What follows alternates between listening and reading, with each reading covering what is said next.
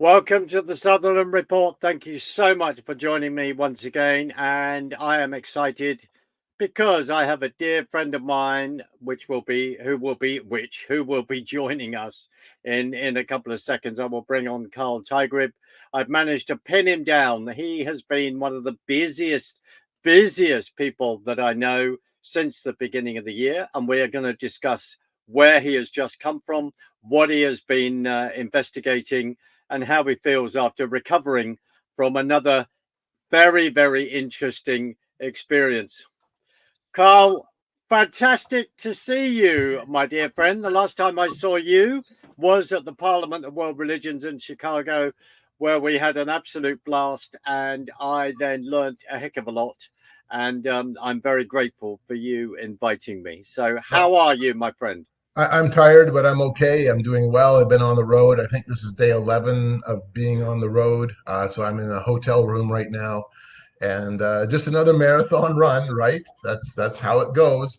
But yeah, and I'm glad, Mark, that you brought up the Parliament of World Religions. I mean, together we had this incredible experience Hmm. at the Parliament, and in your words, going into the Death Star, Yeah. where politics and religion comes together at a global level. So I'll just bring up the pamphlet just to prove it. Here it is, and just to show everyone and say this is how thick this book is, with all the different seminars of rather frightening stuff that these people talk about. And the reason why I am showing that, because I believe that my dear friend Carl Teichrib, and I'm just going to reach for his book. This is live. You know, where he has spent time. It was published in 2016, writing this, and I cannot recommend this enough. And I personally have my own signed copy. We see the logo, but Carl, you have been since January. You have been so busy. You've been traveling about all over the place, and you've been on the road. Now, as a disclosure comment, you and I spoke. I think maybe 2 days ago about where you've been. So I just want to give you the floor. I want you to talk about the research that you've just undertaken and where you've been, and just lead the way, sir. yeah, for sure. Um, and you're right. It has been a really busy the last few months in terms of research trips, research, kind of trying to figure out where things are at. Back in January, I was at an academic meeting, academic conference on the past, present, and future of NATO. And then just a month ago now, I was in Minneapolis at a gathering of roughly 1,000 witches and Wiccans. The event was called Paganicon, and Paganicon is an annual convergence of the pagan community in the Twin Cities, U.S. Midwest region. Just trying to understand how those movements are changing and how they're intersecting with society and culture. And then this last week, when we had the eclipse, I was in Texas for the Texas Eclipse Festival, which is a part of what's called transformational culture. It's a transformational festival. It is designed as a container to be able to explore spirituality, knowledge, to be able to come together in community. And in this case, of course, using the eclipse as the epicenter for the event. That, of course, is the reason for it. Your audience may not have heard of transformational culture. It is a global phenomena. They may have heard of events like Burning Man, and I go to Burning Man, and Lord willing, I'll be getting my ticket and heading back to the desert this year once again. And Burning Man is kind of the mothership of transformational culture, where people come together and experience. It's considered to be a cult of experience. That's how internally it's discussed. We recognize it that way. This is not a religion. This is secular, yet it embeds so much mythology, spirituality, the search for the higher self. It embeds so much in terms of kind of a veneration of the earth. All these elements come into play. And you see that wherever you go in terms of exploring transformational culture. And there's a sub movement within that, and that is a group that chases the eclipse. And this is not the first eclipse festival. There was a large one that happened in 2017 in Oregon, right before Burning Man. And I understand that these events have happened in other parts of the world too.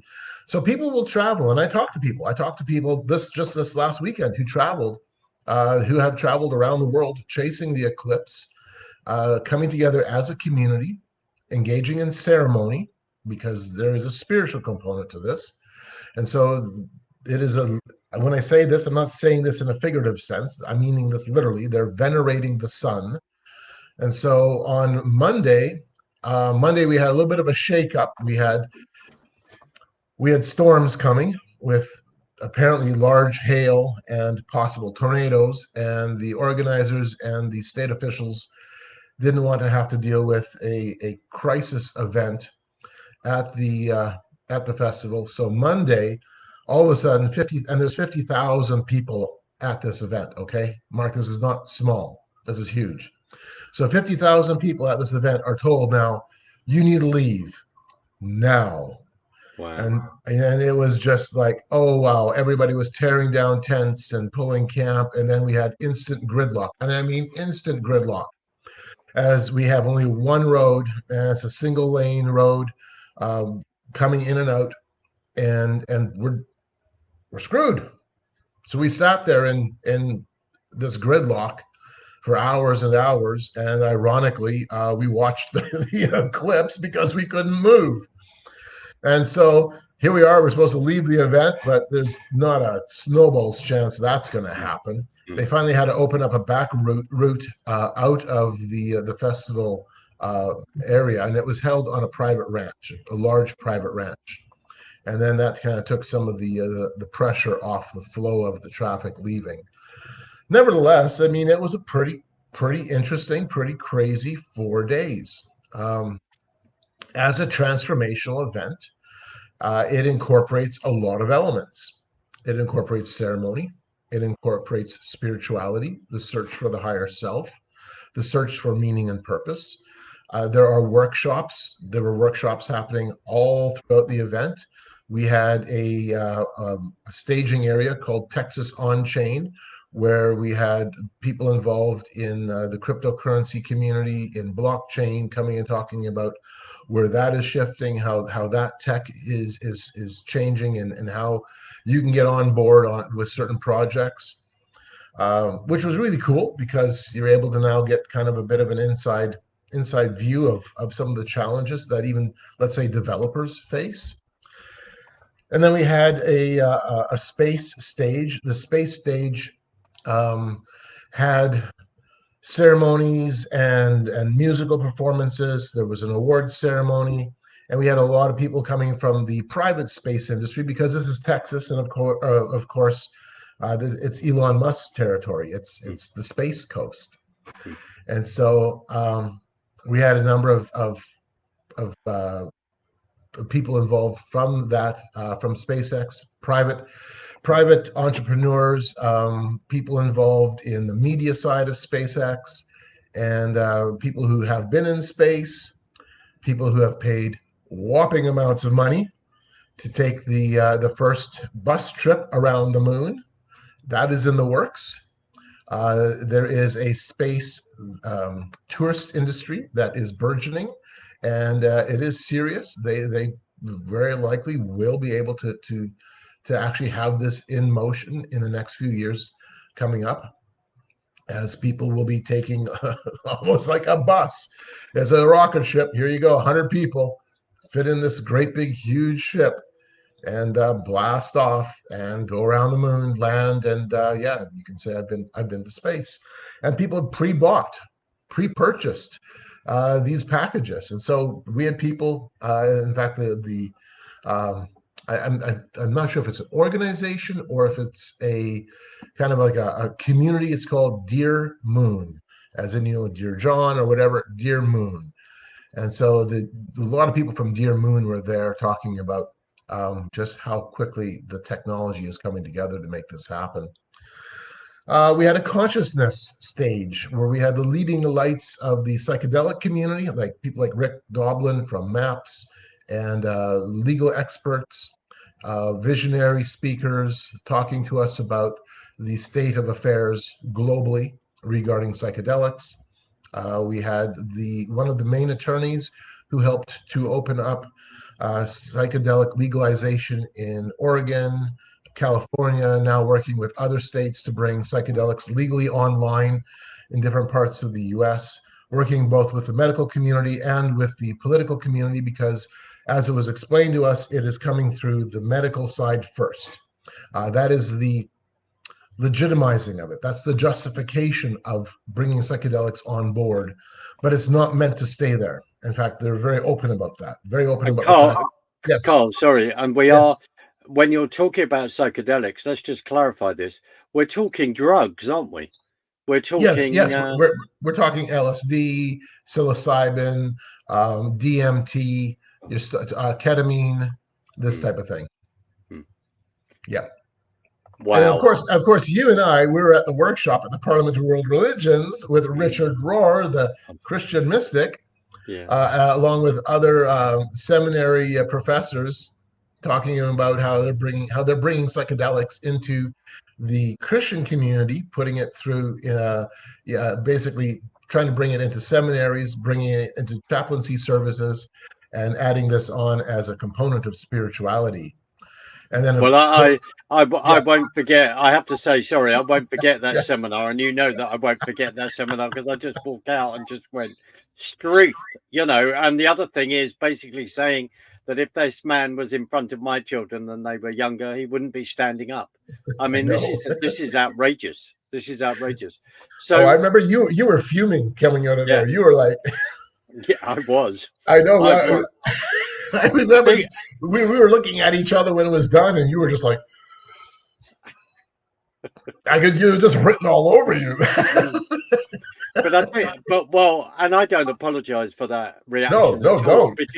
Because here is the first of many questions, and I want us to go back to the whole SpaceX thing and the fact that you were then visited that particular seminar, because it's very interesting what you were saying about the payloads and all this kind of thing. This is real. This is what's happening.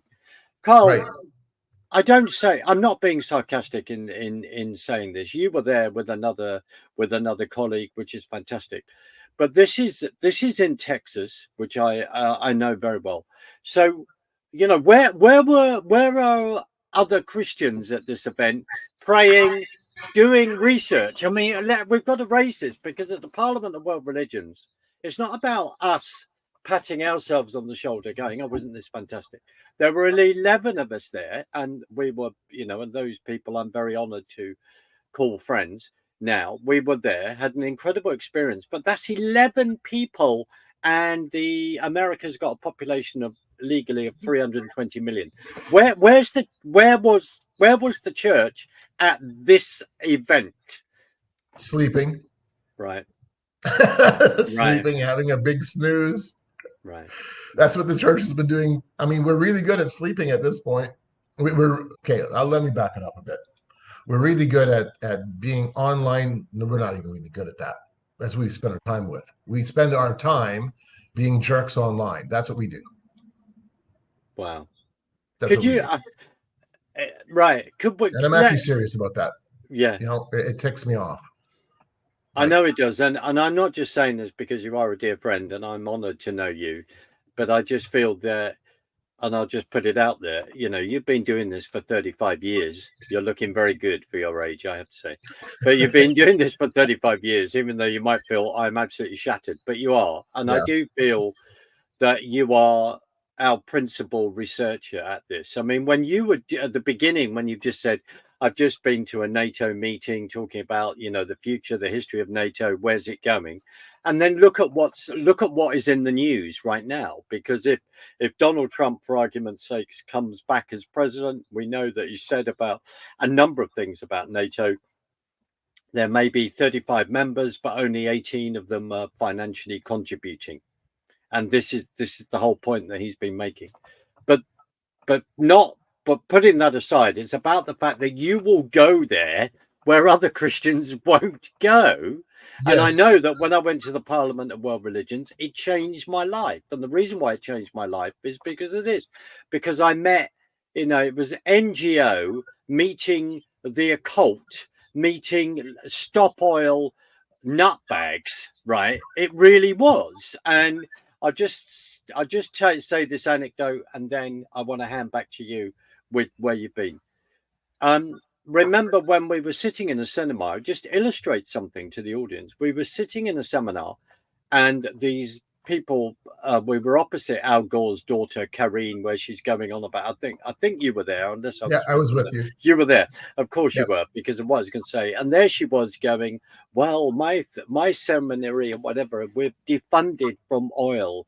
And I'm going, you stupid piece of work. And they're all coming out with this.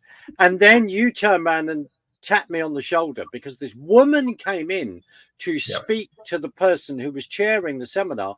And you said, that's one of the most influential witches in North America. And I Yep. went, excuse me? And you illustrated just in that relationship where all these things merge. And I think this is what you were talking about, where you've just been. When you've been to Burning Man, remember the massive mud thing that happened there to get out. It all seems familiar. Parliament of World Religions wasn't over organized that well at certain times either.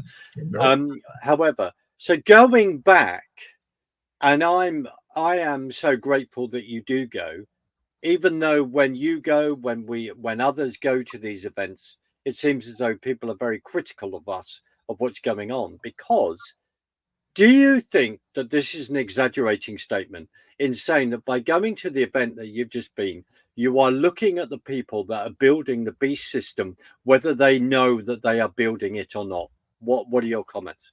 Yeah, you're right. Of course, that's exactly what we're doing. We're building it from a worldview perspective, but we're also building the infrastructure. We're building the political infrastructure. Right. We're building the religious infrastructure. We're building the technological infrastructure. And no, they don't recognize that. They don't recognize it at all. They see it as a grand, beautiful program moving forward. And it's not to say that they all get along, because they don't. I've encountered lots of hiccups, the clash of egos, the clash of agendas, even though they are all, in a sense, working from that worldview perspective towards a similar goal. And they also recognize that there's dangers and potential real serious implications of what they're doing. They're not hiding that. And yet at the same time, it's almost like there's a compulsion. You have to move forward, because if you don't, somebody else will, and you're going to lose out. For an example, some of the discussions we had at the on-chain staging area was on the dangers of AI, and how AI will rapidly and radically transform the battlefield, and how we will be seeing, and we already are seeing, the combination of AI with drone warfare, and how AI will be the next weapon of mass destruction, and how we will even see non-state actors engaging in a form of AI warfare. And what this is going to look like, we are not really sure yet, but the writing's on the wall that AI itself has the potential to be not just disruptive in terms of economies or industries, but it absolutely has that potential to be disruptive on the geopolitical sphere, and even the battleground itself. So, I mean, there were some serious discussions. We're not talking about conversations that are just like, oh, how are you doing today? Isn't the weather fine? God loves you. Bye. You know? No, we're talking So, serious conversations. You know? I mean, I know you're laughing, Mark, because you get it. You get it. mm, But so you said that I had brought a friend with. Yes, I was very fortunate. A really wonderful, wonderful man. He had reached out to me and said, "Hey, this is in my backyard." And he had heard a presentation I'd given at a Christian event where I had mentioned this upcoming festival. That somebody, sorry, Mark, somebody needed to be there. And he had heard me speak there.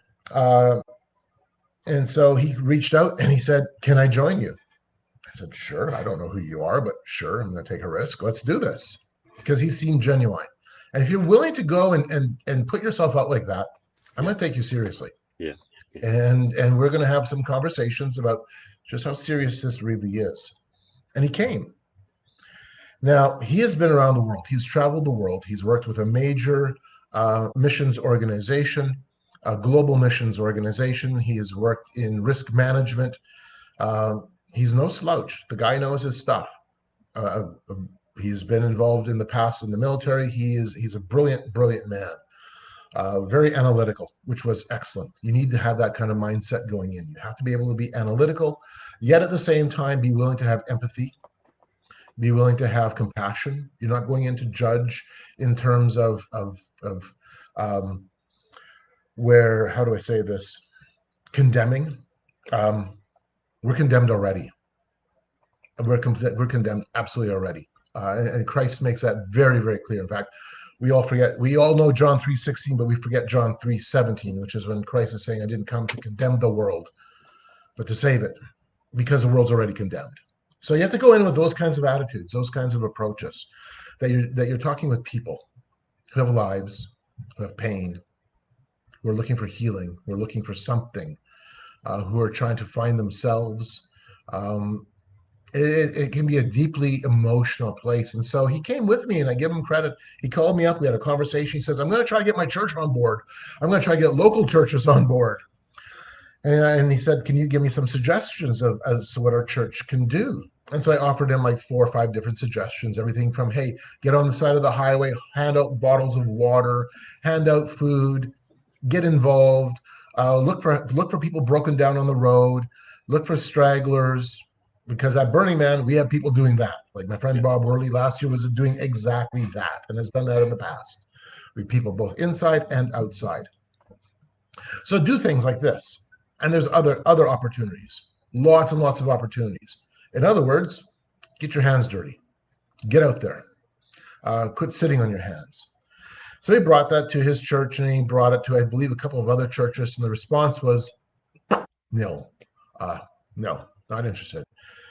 Number one, I think it was too radical, too new. They hadn't even wrestled through what this event was. They'd heard about this event because, of course, it's basically in the backyard, so to speak. But no, there was no positive response at all. And so he said, "Can I come in to the festival with you and see what it's like?" Absolutely. So he came in. The first day, Mark, he was blown away. Now, again, he has had a life of cross-cultural experiences. He's not a slouch at this, but he said to me a number of times on Friday, and especially as Friday wound up, as it was wrapping up, he was like, this is huge. And he was so blown away. He was so blown away. He was like, he said he didn't expect it to be this serious, that the scope was this vast. He didn't expect it to be this organized, this energized, because it is. It's a massively energized movement. And so he admitted he was shook up. By Friday evening, he was very shook up. And then he's coming into it from a man who's literally been around the world, intersecting with all kinds of cultures, and being in some very awkward and very intense places. And so he was shook up, which I thought was very interesting because, I mean, honestly, Mark, I've been down the road a bunch of times. It's not my first rodeo. I'm not shook up at all. But again, I've also had that I've done that historical research. I've worked through to understand, okay, how are people thinking? How has this culturally come into being? What is the backstory? Who are the players? How is it organized? What are the goals? You know, where you work through all of that. You work through its history. You work through all the other subtexts that come into that history, so that you're not just simply landing on one spot. You're wanting to land in all of it. So I've done all that. I did all that before I ever stepped into my first transformational event. And then I started doing surveys. My first transformational event I was doing surveys, which was, for myself, I'm a bit of an introvert. I feel way better being on a motorcycle all by myself or being out in the bush with a chainsaw than hanging out with great crowds of people. Yeah, that's just how I'm wired. So doing surveys. Can I just say, from a safety point of view, Yes. he's not riding his bike with a chainsaw at the same time. I just want to clarify that. I don't advise any of the viewers to do that. But I know you. I have to try something. No, that's okay. But all of that said, so I've come into it with a degree of knowledge, and he didn't. He hadn't even had a chance to read chapter 14 in my book, which lays out this culture. He didn't have that opportunity, and so he stepped into it cold, and it blew him away. And so he was overwhelmed by Friday. By Saturday, he was working through this now analytically. The emotion of it was already gone. It wasn't gone, but the emotion of it, he was over that wave, over that tsunami. And so now he was working through it analytically. By Sunday, he's now starting to think through, all right, from the perspective of responding to this as a Christian community, what do we have to do? What direction do we take? How do we bring this conversation into the Christian sphere? So I give him credit. He was really working through it. We did have one encounter with another couple of Christians, which I was surprised about. We were going to the Metadome. So the Metasphere, whatever you want to call it, it was the Metadome. So in Las Vegas is this great big, it's a new building. It's a huge dome structure. And you go inside and the whole ceiling, the whole dome is built as this massive over-sensory multimedia experience. You're surrounded by the media. You're surrounded in what is basically a huge curved theatrical screen. And so the same company had set it up at the Texas Eclipse. And we were able to go in and watch some pretty interesting interactive media presentations. But we were also going in to watch and listen to the co-founder of Neuralink, Elon Musk's right-hand man. I can't remember the gentleman's name offhand. And Elon Musk's his top neurosurgeon, who is developing the brain-computer interfacing. And we were given some highlights as to where that's going. My goodness, Mark, some radical technologies are coming online. But as we're waiting to get into the Metadome, my friend is talking to a couple of people who look very much like my friend. My friend came in he's pretty straight-laced, he's got pants on, he's got a shirt on. He looks like he's just a nice guy coming off the street. He's got a hat and a backpack. And I'm there. I don't wear my shirt too much. It's warm. It's Texas. I'm from Canada. When I left Canada, I had snow on the ground. Now I've got sunburn. I'm in sunburn territory. I want some vitamin D, some real vitamin D. And I already know how to kind of just fit in. And so I fit in. I just fit in. I don't, and so my friend is interacting with these people who look like himself. They've got, the shirt and the collar, the whole bit. They don't fit in. They're not, it's obvious this is not their territory. And so my friend came up alongside them having conversations. Here was 3 or 4 Christian guys. And they had come in. One of them said that they were coming to try to have some conversations and to learn and to maybe spread the gospel. Awesome.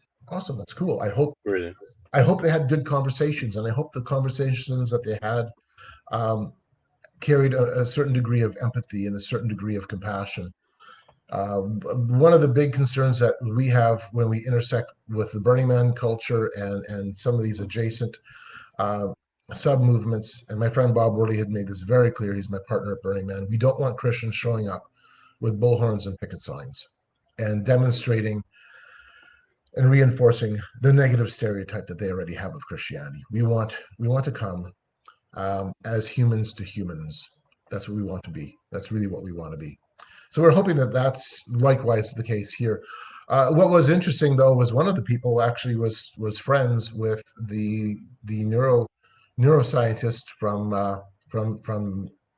Elon Musk's Neuralink, and so so we were really surprised that there was this little, all of a sudden, this little connection that was happening. One of the takeaways my friend had, and it formed a good conversation, because he realized that we can't communicate this to the church.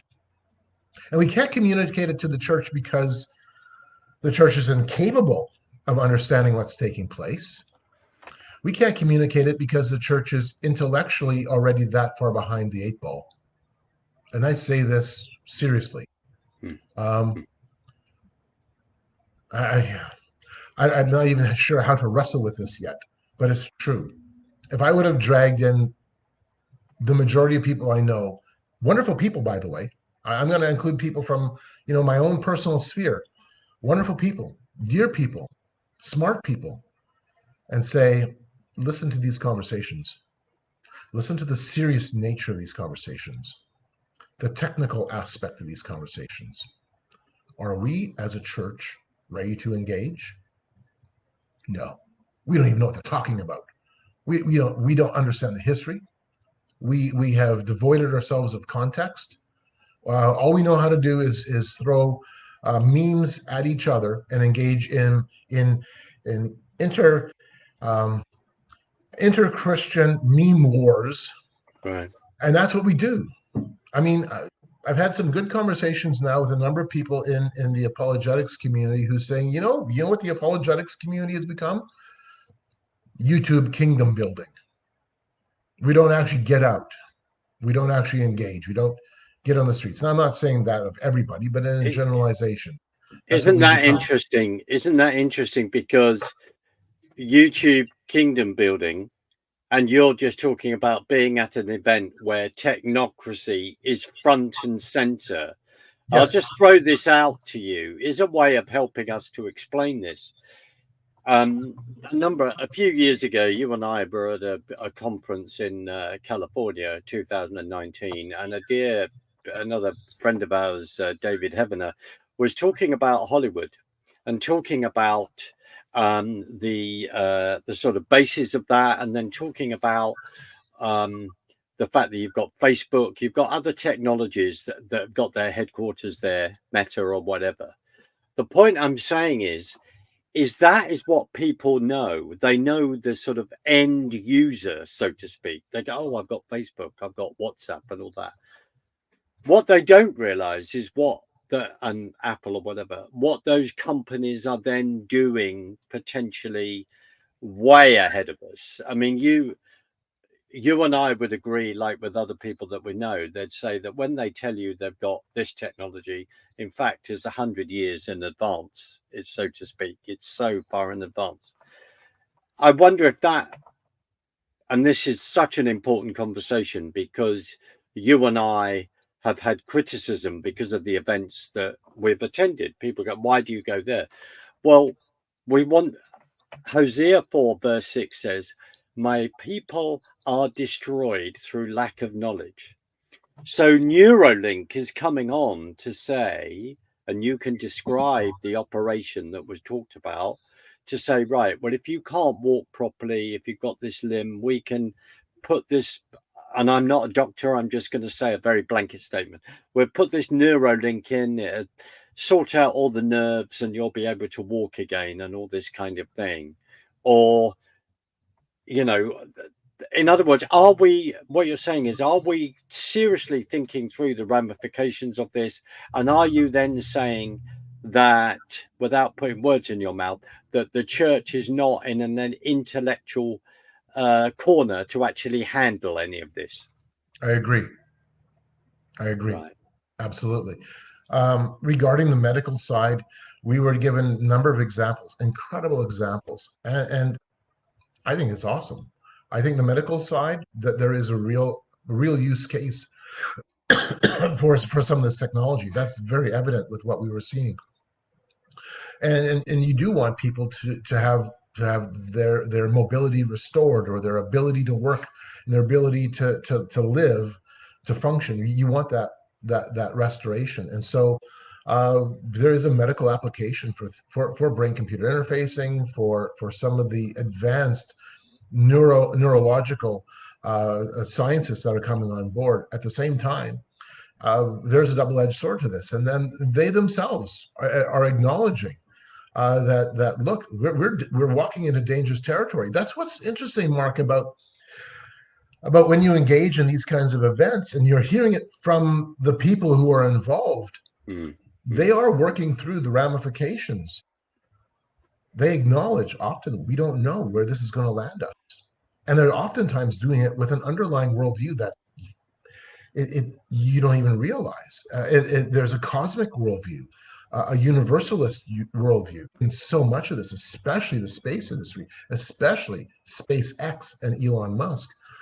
This sense of cosmic futurism, that by doing this, we're able to advance the species, we're able to advance uh, the evolution of mankind into something more. So there's an underlying worldview. I actually think that that's more important than the technology itself. The technology is just the outgrowth of that worldview. So it's a double-edged sword. You see great medical advances, and I want to see that. That's fantastic. If I'm in a situation where my spinal cord is broken, I hope that somehow there's a technology that can come into play and help to restore some of those functions. I do not want to begrudge anybody that. I hear you. Do you think? But then with that in mind, then we also have to Sorry. recognize that there's also other implications with this. There's implications of privacy, implications of surveillance, Right. implications of we don't even know sometimes what let's say some of the long-term uses of this may be that we haven't even yet to really wrestle with.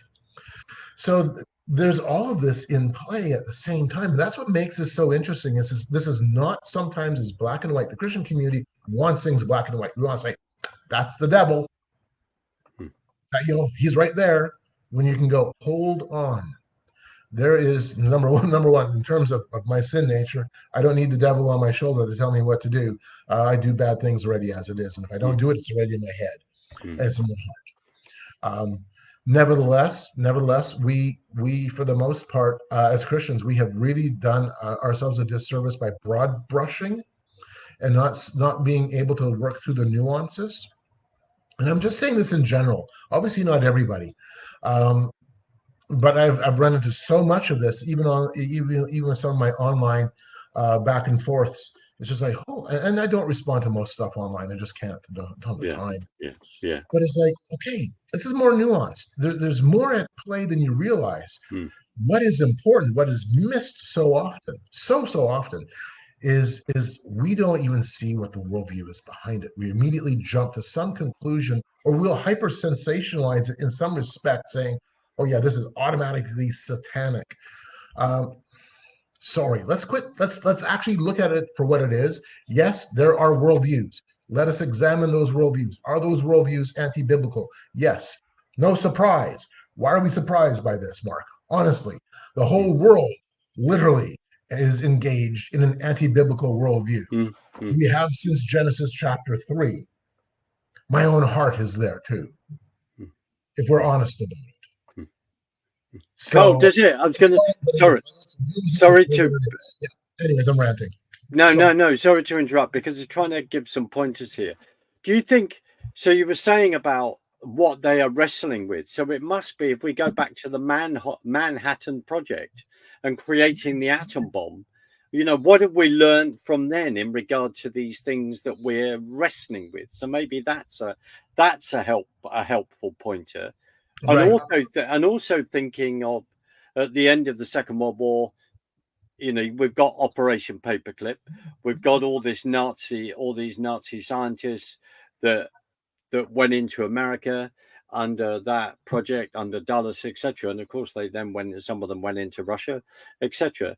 In other words, and then it's looking at the Nazi ideology and then the occult links. And as our friend Russ Dizdar talked about when he was with us, when he'd said, quoting the fact that that one of them, I think Vernon von Braun's number 2, saying, well, we're getting our technology from the other side.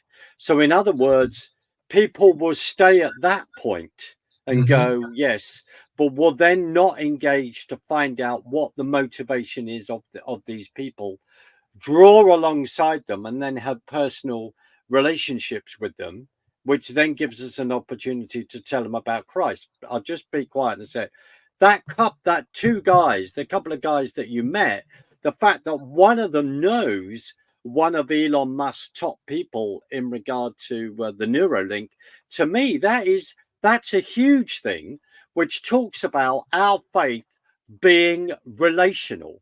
In other Right. words, if we don't get out there, if we don't get beyond, even though you and I are having a conversation on a digital medium, we've got to, because you're 4,500 miles away, 5,000 miles away from me, and we're doing that. And then when we can meet, it's fantastic, and we do that. This sorry, I'm rambling now, but I'm just saying that this is why it's relational. And then you go back to the guy that went with you, and all credit to him, all credit for going with you. And I then know the isolation of that, because he's way outside, and then suddenly his church, the subculture, will not want to engage. Yep. But I'll end by saying this: the fact that you are then drawing alongside people, if you do not do that and put yourself in a position to tell others about Jesus, getting to know people and trust them, then who else is going to do it? Exactly. And the church is not doing it. In other words, it's this whole definition of being a missionary, and people have got to but they've got to redefine it to turn around and say going to these events is mission work. That's where we're called to be. I think through you, more and more, I'm learning to cope with that and think, no, because of my media experience, that's where I want to engage. Carl, yes. I'll be quiet. It's trying to help us unpack it to then reach people, to encourage them to engage. Yeah, and going back to even the technological side, there's layering to this. There's a lot of layering. I mean, my goodness, if you use Apple computers, and I use Apple right now, I'm on a Windows-based Microsoft system. But if I look at my Apple, I know that Steve Jobs was inspired in part by his psychedelic experiences to produce the Apple computer.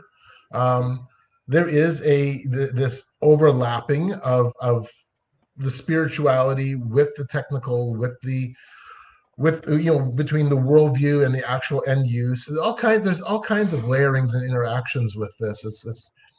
I'm not I don't have my eyes closed to that. And I think that we sometimes will end up getting lost as Christians in just one side, and we're not able then to engage the people, because I'll go back to just what we because of what I see on social media. We're really, really good at arguing over minute points, and then engaging in meme wars and literally to the choir, and not being able to step outside to get beyond our own little bubble and have conversations in the real world. Part of this is fear. Okay, so the eclipse. I've got to go here because it ticks me off. You saw it. I saw it. All the garbage, and I'm going to call it that, all the garbage, all the Christian superstition that came out on social media. Oh, the eclipse.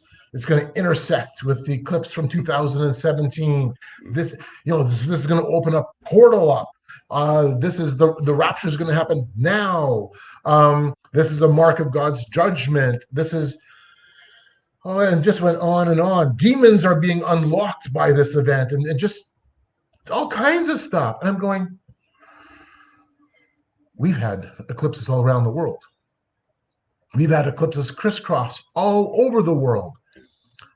Southeast Asia has had what's called a swarm, where because of the timing, the place, the point of referencing, it was crisscrossed multiple times. Nobody sent a meme out. Nobody sent a reinforcing fear-based YouTube video on this being a portal into something. Nobody, I mean, oh my goodness. And it's all America, because this is over America. This is America's great eclipse. Get over yourselves, people. Please. You're engaging in superstition, flat out. This is superstition. You have no basis outside of your speculation. That's all it is. Flat out speculation. Oh, this is going to cross you. All these towns named this. all these towns named Nineveh, or you could have said, I mean, I crisscross America. I love Americans and I love America.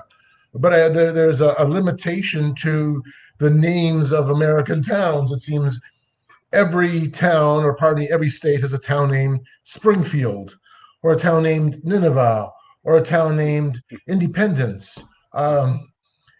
Every town and city has a street called Washington Street, or Jefferson Street, or Independence Street. Every bridge or monument is named after some American hero or historical personality. And then all of a sudden we see a ship hitting a bridge, which is there's a massive technical explanation for it. This was not again. People immediately became armchair experts on maritime navigation and maritime infrastructure. Really interesting to see how that happens. And hits a bridge named after the individual who wrote the American anthem. See, we immediately go to correlation equaling causation. It's not. Of course, he hit a bridge named after an American personality, American hero. All of your bridges seem to be named after an American personality or American hero. I mean, that's just the culture. I'm not saying it's right, not saying it's wrong. It just is. But immediately, I'm watching on social media this explosion just of, see, look at. No, quit. You're speculating. And not only are you speculating, you're fear-mongering. That's what you're engaging in. You're fear-mongering. And so, and you saw the post I did, speaking of social media, the post I did where I listed my favorite verses, and they were all my made-up verses about fear not God, only man and nature. Book of the Eclipse, chapter 1, verse 1, and all the list that I did there, because I was just sick and tired of people being so fearful. I mean, I literally was watching some of the conversations of people going, "I'm planning not to step outside today." Wow. Are you serious? Are you serious? I mean, please. Why are we ineffective? That's why we're ineffective. I mean, I won't name the ministry, but there is a ministry offline. We'll have a conversation, and where their followers, they have driven into a fearful state where these people don't go outside because of what this person has been teaching for a long period of time. I am not saying that the stuff is not real. I'm not saying that, but just carry on with your lives to the best of your ability and get out there and have conversation and tell people about Jesus and interact. Well, one of my new favorite Bible verses is, "They will know us by our fear." Wow. Wow. A good adaptation. But yeah, I mean, how many, it's like, it's fear not. I mean, in regard to the bridge, I do find it interesting. You and I, we do understand, that whole thing of Genesis 12, where it talks about, if you bless my people, I will bless you. If you curse my people, I will curse you. There is a reality in that. Right. And it's stepping back and listening, especially on the geopolitical level, when presidents make decisions and then they wonder why their houses are being flooded. In regard to Israel, I'll just say it. Right. There is Bill Koenig has written a very, very interesting book. Yes, I know. Tracking all, absolutely. I know you do. Tracking all this is very, very interesting. And sort of put that out there. Yeah. Maybe it's this whole lesson of stepping back and weighing everything up, just bringing that before God and weighing everything up. What are we being shown here? And I think the other big takeaway with this is quit allowing this to become becoming the thing that drives you into fear. I understand why horror movies are one of the top selling genre. It's adrenaline. It's exciting. It's scary. We all somehow have this sense of we like a good scare for whatever reason. In the Christian community, we do this to ourselves all the time. But it's not helpful. It is not helpful. We are actually not fearing who we are supposed to fear, which is God. We don't fear God, but now we fear man and we fear circumstances. Whether those circumstances are accidental or intentional, we fear man and we fear circumstances. And we don't need to fear either. I mean, honestly, we do to some extent because it happens. I mean, all of a sudden there's a knock on my door and a bunch of thugs at my door. There's going to be fear, no question. But at the same time, if I'm, constantly imagine that that's going to take place and scare myself to the point where I will never go and answer the door, well, how ineffective am I? Shame on me.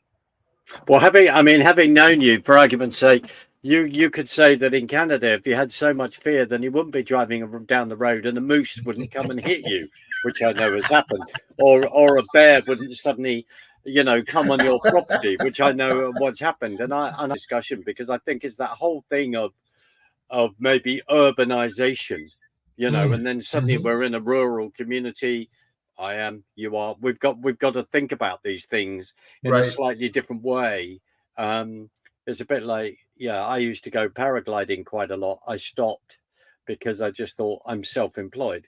There are, I suppose, there are certain things that we would say, but I hear you. I mean, how many times in Scripture does it say, "Do not fear"?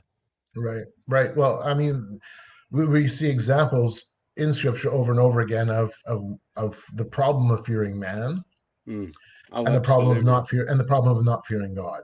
I mean, all that man is creation. There is fundamentally, at the end of the day, yes, another man can take my life. I know that, but at the end of the day, that man's life is also gone too, and we all stand before the judge. We all stand before the judge. Going back quickly to some of the conversations, I know we went off of a big rabbit trail here, which is no, a lot of fun, Mark. A lot of fun, I have to admit. But just to give your audience a sense of some of the clout of the personalities who were at this event, we had NASA insiders. We had a leading personality in the psychedelic community who works deeply in NASA. Engaging in NASA simulation, engaging in the development of technologies for NASA, who talked to us a lot about his psychedelic experiences and how he receives the downloads for new development based on the new knowledge he has acquired by contacting the entities. Wow. So what I said earlier in regard to what Russ does say is right. Carl, just to give you a warning, we're coming up to the last few minutes. But that's cool. That's cool. No, is there anything else? Is there any other nuggets like that in regard to who was attending the event? I got a notebook of notes full of nuggets. I mean, it's unbelievable. But in terms of coming up to the last few minutes, and that's good to know. I would just simply challenge ourselves. I would encourage us. I'm going to use that word very specifically. Not that encouragement in this respect means that I want to see your feelings affirmed. No, our feelings come and go. I would rather focus on the centrality of the word encouragement, which is the word courage. And say, as Christians, we need to regain our courage. We need to regain our courage. You don't have to go to these kinds of events. All you have to do is step outside your door and have conversations with people, because it's the same. You're going to end up running into the same worldview. You're going to run into that same reality. Just go to Walmart. Just go to McDonald's. Just go to whatever store there is that you have the equivalent of in the UK, and I have the equivalent of in my country, Canada, or in the United States, or wherever you're hearing this. All you have to do is engage with people, and you're going to be running into the same worldview issues. If you are involved, let's say, though, in certain industries, and you have that ability to put your voice in to some of those bigger conversations, you do that. That's what you have to do. And so wherever God has put you, wherever God has planted your feet, and wherever your feet go, that is where your ministry is. And we have to keep that. We have to keep that in mind. Amen. In the last sort of 30 seconds, Carl, where can people find your book? Where can they find you?